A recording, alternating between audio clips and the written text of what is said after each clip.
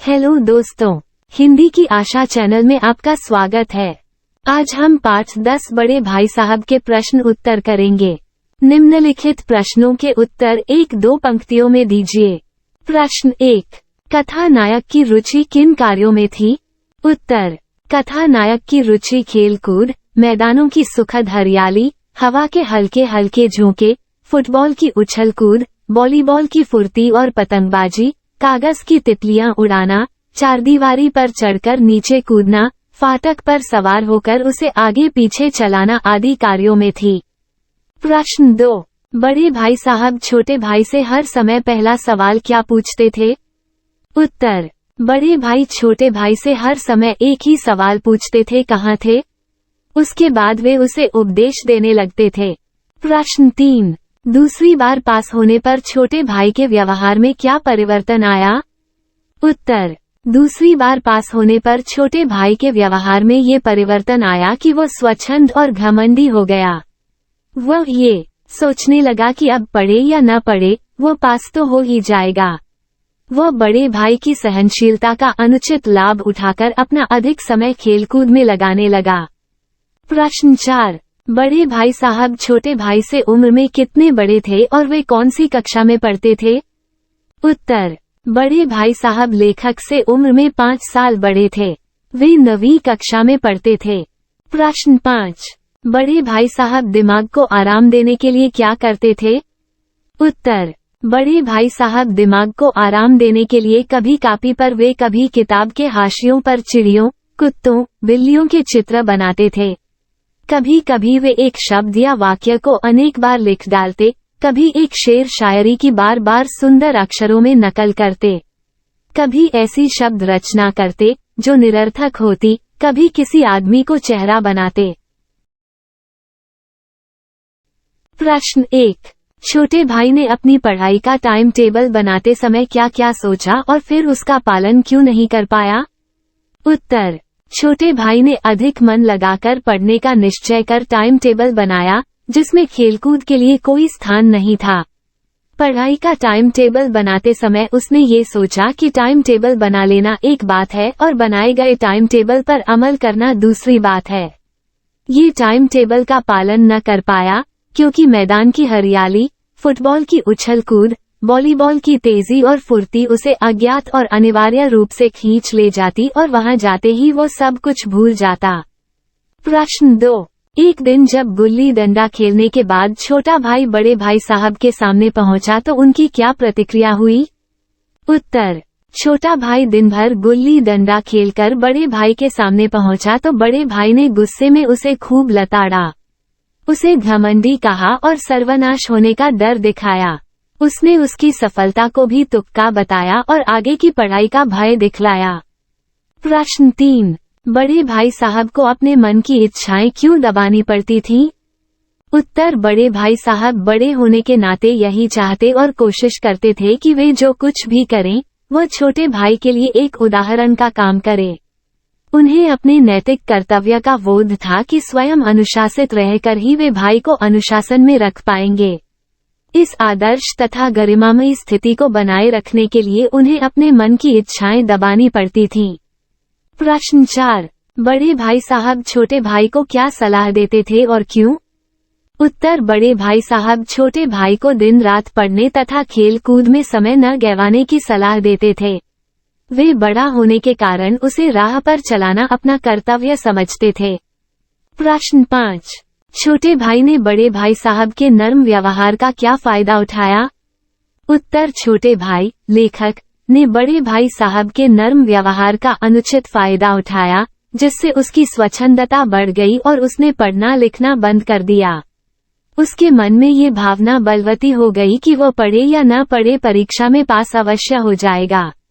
इतना ही नहीं, उसने अपना सारा समय पतंगबाजी को ही भेंट कर दिया।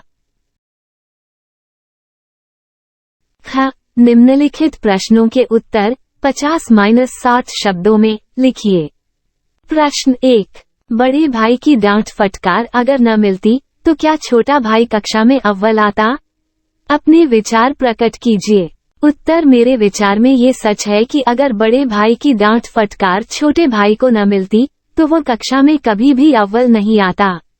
यद्यपि उसने बड़े भाई की नसीहत तथा लताड़ से कभी कोई सीख ग्रहण नहीं की, परंतु उस पर अप्रत्यक्ष रूप से प्रभाव गहरा पड़ता था, क्योंकि छोटा भाई तो खेल प्रवृत्ति का था।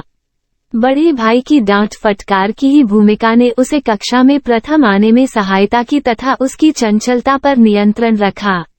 मेरे विचार से बड़े भाई की डांट फटकार के कारण ही छोटा भाई कक्षा में अव्वल आता था, अर्थात बड़े भाई की डांट फटकार उसके लिए वरदान सिद्ध हुई। प्रश्न 2।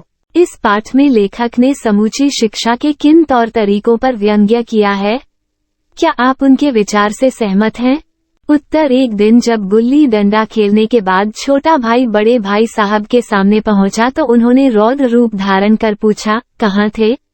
लेखक को मौन देखकर उन्होंने लताड़ते हुए घमंड पैदा होने तथा आगामी परीक्षा में फेल होने का भय दिखाया। प्रश्न 3। बड़े भाई साहब के अनुसार जीवन की समझ कैसे आती है? उत्तर। बड़े भाई साहब के अनुसार जीवन की समझ अनुभव रूपी ज्ञान से आती है, जो कि जीवन के लिए अत्यंत महत्वपूर्ण है। उनके अनुसार पुस्तकीय ज्ञान से हर कक्षा पास करके अगली कक्षा में प्रवेश मिलता है, लेकिन ये पुस्तकीय ज्ञान अनुभव में उतारे बिना अधूरा है। दुनिया को देखने, परखने तथा बुजुर्गों के जीवन से हमें अनुभव रूपी ज्ञान को प्राप्त करना आवश्यक है, क्योंकि यह ज्ञान हर विपरीत परिस्थिति में भी समस्या का समाधान करने से सहायक होता है। इसलिए उनके अनुसार अनुभव पढ़ाई से ज्यादा महत्वपूर्ण है, जिससे जीवन को परखा और संवारा जाता है तथा जीवन को समझने की समझ आती है। प्रश्न 4। छोटे भाई के मन में बड़े भाई साहब के प्रति श्रद्धा क्यों उत्पन्न हुई? उत्तर। बड़े भाई साहब छोटे भाई को खेलकूद में समय न गंवाकर पढ़ने की सलाह देते थे, अभिमान न करने की सीख देते थे, अपनी बात मानने की सलाह देते थे। वे बड़ा होने के कारण ऐसा करना अपना कर्तव्य समझते थे। प्रश्न 5। बड़े भाई की स्वभावगत विशेषताएं बताइए। उत्तर। बड़े भाई की स्वभावगत विशेषताएं निम्नलिखित हैं। 1. बड़ा भाई बड़ा ही परिश्रमी था। वो दिन रात पढ़ाई में ही जुटा रहता था, इसलिए खेल कूद, क्रिकेट मैच आदि में उसकी कोई रुचि नहीं थी। 2. वो बार बार फेल होने के बावजूद पढ़ाई में लीन रहता था। 3. बड़ा भाई उपदेश की कला में बहुत माहिर है, इसलिए वो अपने छोटे भाई को उपदेश ही देता रहता है, क्योंकि वो अपने छोटे भाई को एक नेक इंसान बनाना चाहता है। 4. वो अनुशासन प्रिय है, सिद्धांत प्रिय है, आत्मनियंत्रण करना जानता है। वो आदर्शवादी बनकर छोटे भाई के सामने एक उदाहरण प्रस्तुत करना चाहता है। 5. बड़ा भाई अपने छोटे भाई से 5 साल बड़ा है, इसलिए वो अपने अनुभव रूपी ज्ञान को छोटे भाई को भी देता है। प्रश्न 6। बड़े भाई साहब ने जिंदगी के अनुभव और किताबी ज्ञान में से किसे और क्यों महत्वपूर्ण कहा है? उत्तर। बड़े भाई साहब ने जिंदगी के अनुभव और किताबी ज्ञान में से जिंदगी के अनुभव को अधिक महत्वपूर्ण माना है। उनका मत था कि किताबी ज्ञान तो रट्टा मारने का नाम है। उसमें ऐसी ऐसी बातें हैं जिनका जीवन से कुछ लेना देना नहीं। इससे बुद्धि का विकास और जीवन की सही समझ विकसित नहीं हो पाती है। इसके विपरीत अनुभव से जीवन की सही समझ विकसित होती है। इसी अनुभव से जीवन के सुख दुख से सरलता से पार पाया जाता है। घर का खर्च चलाना हो, घर के प्रबंध करने हो या बीमारी का संकट हो, उम्र और अनुभव ही इनमें व्यक्ति की मदद करते हैं। प्रश्न 7। बताइए पाठ के किन अंशों से पता चलता है कि छोटा भाई अपने भाई साहब का आदर करता है? उत्तर। छोटे भाई का मानना है कि बड़े भाई को उसे डांटने डपटने का पूरा अधिकार है, क्योंकि वे उससे बड़े हैं। छोटे भाई की शालीनता व सभ्यता इसी में थी कि वह उनके आदेश को कानून की तरह माने, अर्थात पूरी सावधानी व सतर्कता से उनकी बात का पालन करे। भाई साहब को जिंदगी का अच्छा अनुभव है। उत्तर। भाई साहब ने छोटे भाई से कहा कि मुझे जीवन का तुमसे अधिक अनुभव है। समझ किताबी ज्ञान से नहीं आती, अपितु दुनिया के अनुभव से आती है। जिस प्रकार अम्मा व दादा पढ़े लिखे नहीं है, फिर भी उन्हें संसार का अनुभव हमसे अधिक है। बड़े भाई ने कहा कि यदि मैं आज अस्वस्थ हो जाऊं, तो तुम भली प्रकार मेरी देख रेख नहीं कर सकते। यदि दादा हो, तो वे स्थिति को संभाल लेंगे। तुम अपने हेडमास्टर को देखो, उनके पास अनेक डिग्रियां हैं। उनके घर का इंतजाम उनकी बूढ़ी माँ करती हैं। इन सब उदाहरणों से स्पष्ट है कि भाई साहब को जिंदगी का अच्छा अनुभव था। भाई साहब के भीतर भी एक बच्चा है। उत्तर, भाई साहब ने छोटे भाई से कहा कि मैं तुमको पतंग उड़ान की मनाही नहीं करता। सच तो ये कि पतंग उड़ाने की मेरी भी इच्छा होती है। बड़े भाई साहब बड़े होने के नाते अपनी भावनाओं को दबा जाते हैं। एक दिन भाई साहब के ऊपर से पतंग गुजरी। भाई साहब ने अपनी लंबाई का लाभ उठाया। वे उछलकर पतंग की डोर पकड़कर हॉस्टल की ओर दौड़कर आ रहे थे। छोटा भाई भी उनके पीछे पीछे दौड़ रहा था। इन सभी बातों से यह सिद्ध होता है कि बड़े भाई साहब के भीतर भी एक बच्चा है, जो अनुकूल वातावरण पाकर उभर उठता है। भाई साहब छोटे भाई का भला चाहते हैं। उत्तर, बड़े भाई साहब द्वारा छोटे भाई को ये समझाना कि किताबी ज्ञान होना एक बात है और जीवन का अनुभव दूसरी बात।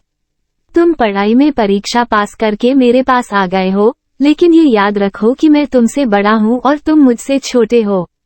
मैं तुम्हें गलत रास्ते पर रखने के लिए थप्पड़ का डर दिखा सकता हूँ या थप्पड़ मार भी सकता हूँ, अर्थात तुम्हें डांटने का हक मुझे है। निम्नलिखित के आशय स्पष्ट कीजिए। प्रश्न 1। इम्तिहान पास कर लेना कोई चीज नहीं, असल चीज है बुद्धि का विकास। उत्तर, इस पंक्ति का आशय है कि इम्तिहान में पास हो जाना कोई बड़ी बात नहीं है, क्योंकि इम्तिहान तो रटकर भी पास किया जा सकता है। केवल इम्तिहान पास करने से जीवन का अनुभव प्राप्त नहीं होता और बिना अनुभव के बुद्धि का विकास नहीं होता। वास्तविक ज्ञान तो बुद्धि का विकास है, जिससे व्यक्ति जीवन को सार्थक बना सकता है। प्रश्न 2। फिर भी जैसे मौत और विपत्ति के बीच भी आदमी मोह और माया के बंधन में जकड़ा रहता है, मैं फटकार घुड़कियां खाकर भी खेलकूद का तिरस्कार न कर सकता था। उत्तर, लेखक खेलकूद, सैर सपाटे और मटरगश्ती का बड़ा प्रेमी था। उसका बड़ा भाई इन सब बातों के लिए उसे खूब डांटता डपटता था। उसे घुड़कियां देता था, तिरस्कार करता था, परंतु फिर भी वह खेल कूद को नहीं छोड़ सकता था। वह खेलों पर जान छिड़कता था। जिस प्रकार विविध संकटों में फंसकर भी मनुष्य मोहमाया में बंधा रहता है, उसी प्रकार लेखक डांट फटकार सहकर भी खेल कूद के आकर्षण से बंधा रहता था। प्रश्न 3। बुनियाद ही पुख्ता न हो तो मकान कैसे पायदार बने? उत्तर, इस पंक्ति का आशय है कि जिस प्रकार मकान को मजबूत तथा टिकाऊ बनाने के लिए उसकी नींव को गहरा तथा ठोस बनाया जाता है, ठीक उसी प्रकार से जीवन की नींव को मजबूत बनाने के लिए शिक्षा रूपी भवन की नींव भी बहुत मजबूत होनी चाहिए, क्योंकि इसके बिना जीवन रूपी मकान पायदार नहीं बन सकता। प्रश्न 4। आंखें आसमान की ओर थीं और मन उस आकाशगामी पथिक की ओर, जो बंद राती से आ रहा था, मानो कोई आत्मा स्वर्ग से निकलकर विरक्त मन से नए संस्करण ग्रहण करने जा रही हो। उत्तर, लेखक पतंग लूटने के लिए आकाश की ओर देखता हुआ दौड़ा जा रहा था। उसकी आंखें आकाश में उड़ने वाली पतंग रूपी यात्री की ओर थीं। अर्थात उसे पतंग आकाश में उड़ने वाली दिव्य आत्मा जैसी मनोरम प्रतीत हो रही थी। वो आत्मा मानो मंद गति से झूमती हुई नीचे की ओर आ रही थी। आशय यह है कि कटी हुई पतंग धीरे धीरे धरती की ओर गिर रही थी। लेखक को कटी पतंग इतनी अच्छी लग रही थी मानो वो कोई आत्मा हो जो स्वर्ग से मिलकर आई हो और बड़े भारी मन से किसी दूसरे के हाथों में आने के लिए धरती पर उतर रही हो। धन्यवाद। पढ़ते रहिए, बढ़ते रहिए।